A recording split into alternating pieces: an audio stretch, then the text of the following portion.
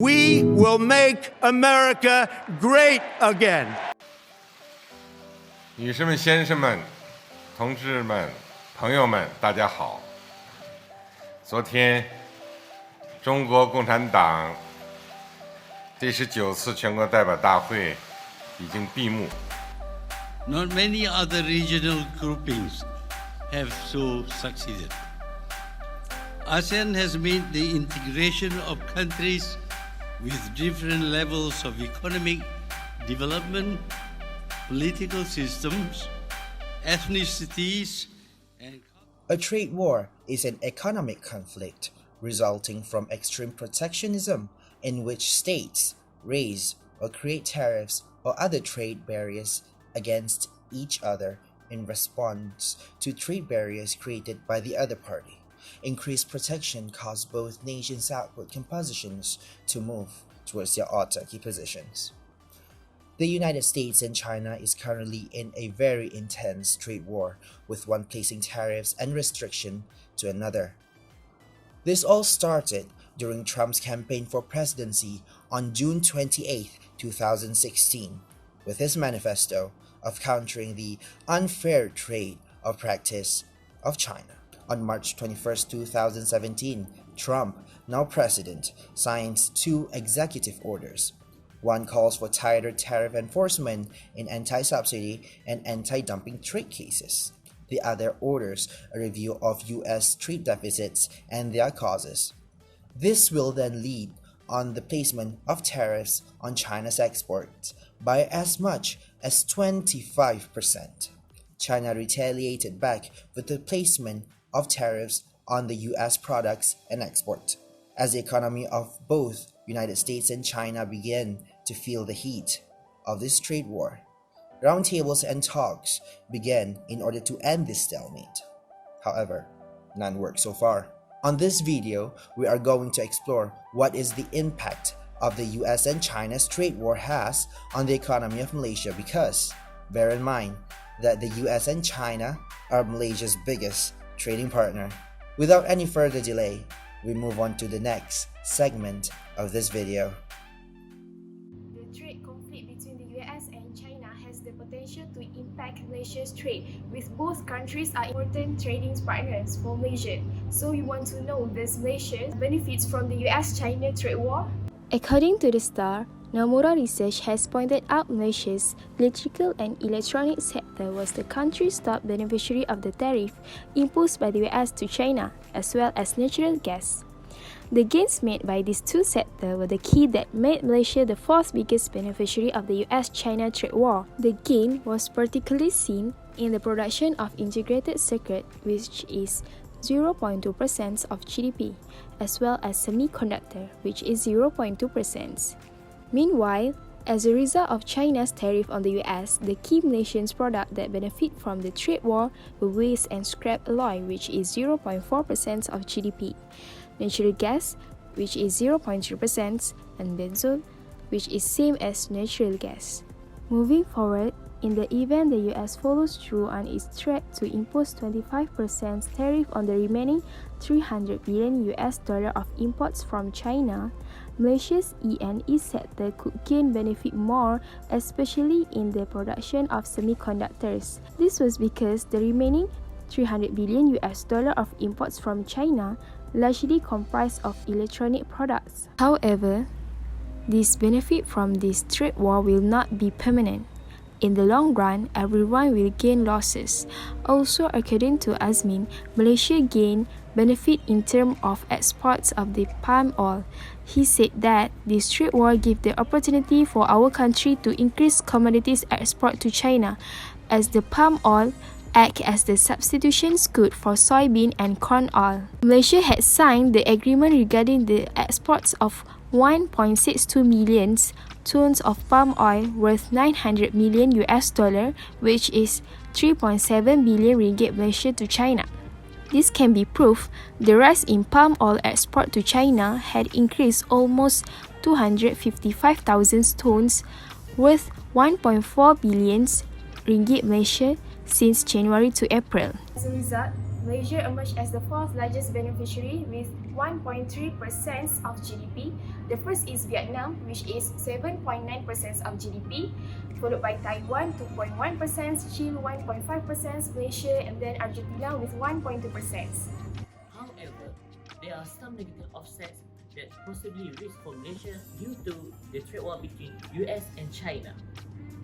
The first thing is the imposition of safeguard tariff by the US will affect Malaysia's solar exports to the US, though its exact impact is unclear due to the complicated implementation of this tariff.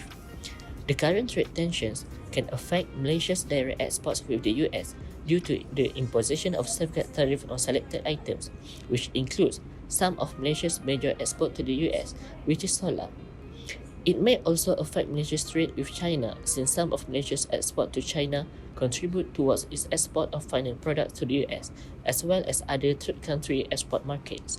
At the same time, any slowdown in China's economy due to the negative impact of the trade war can also affect Malaysia's export to China.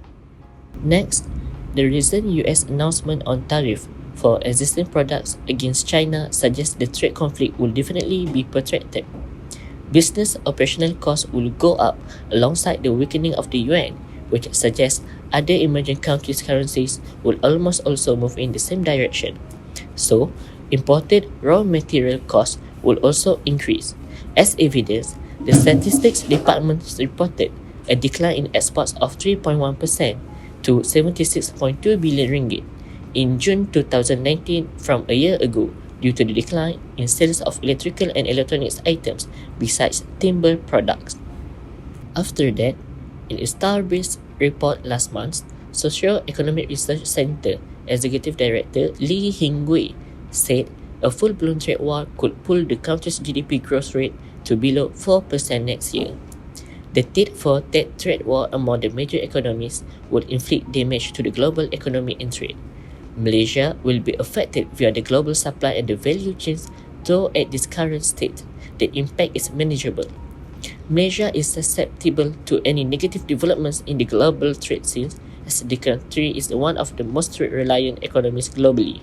Federation of Malaysian Manufacturers President Datuk Soh Tian Lai said the trade war in general was negative for any trading nation, and Malaysia as a small trading nation and highly dependent on exports cannot afford to have our export revenue impacted by the trade war. In addition, Alliance Bank Malaysia Berhad Chief Economist Manokaran Motain said Malaysia could fall into a recession within the next 2 years if the trade war goes full-blown next year. A country is considered to be in recession if it records negative GDP growth for 2 consecutive quarters. A full-blown trade war between both countries could cause global trading volume and value to fall drastically. This will have bad implications on our economic growth, pulling it below the projected rate. Malaysia's trade volume could also fall significantly by 10% to 20% next year if the trade war worsens, although still lower than what we have seen in the aftermath of the 2009 global financial crisis. To date, the US has imposed additional taxes on China to 115 billion imports, and China has since retaliated with levies on 110 billion worth of imports from the US.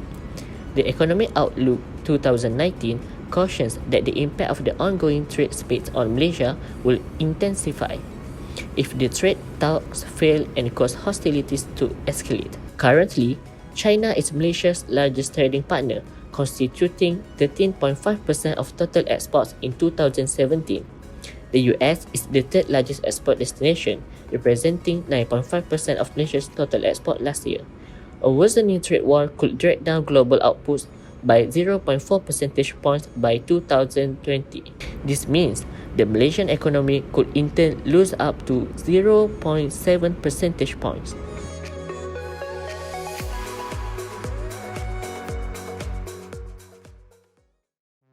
Government should interact fast in introducing reforms to reduce the current economic complexity by creating high-value jobs, extend domestic linkage, develop new existing economic cluster, and improve inclusivity. To develop new and bolster existing economic clusters, the country needs to intensify efforts to accelerate investment in the downstream environment sectors such as mining and agriculture, and also look into the possibility of creating new and sustainable products in existing economic clusters such as palm oil and petroleum.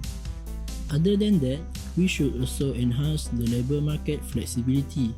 Malaysia should attract more quality investments that will raise overall economic complexity and also create high-value jobs. Malaysia's position in the global value chain should be re-examined in order to capitalize on opportunities to expand and strengthen our role in the ecosystem. We must introduce initiatives to support the development and modernization of digital economy. This action will entail a comprehensive intervention to enable business and households in order to generate income. For small and medium enterprises, SMEs, beyond financing and financial assistance, more needs to be done to elevate the policy. It is critical to uptake the initiative to enhance the productivity of SMEs by encouraging firms to engage in more higher value-added activities and utilization of higher automation in their operations. SME productivity stood about 37.1% of gross domestic product, despite high financing support of 53.1% of total business loans. In comparison, Malaysia's SME contribution to GDP was rather low compared with that of other countries such as Indonesia 60.6%, China 60%, Japan 54.5%, the United Kingdom 51%, and Thailand 42.3%. In conclusion, even though we are some of the top beneficiary from the US and China's trade war, by the long run, our economy will still be impacted negatively by it.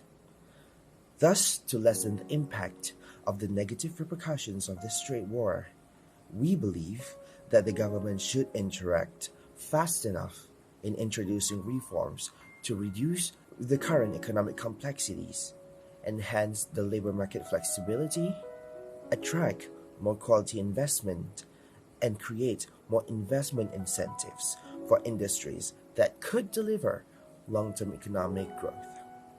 We hope that this video helps to illuminate the murky waters regarding this topic. From Group 5, we thank you for your time.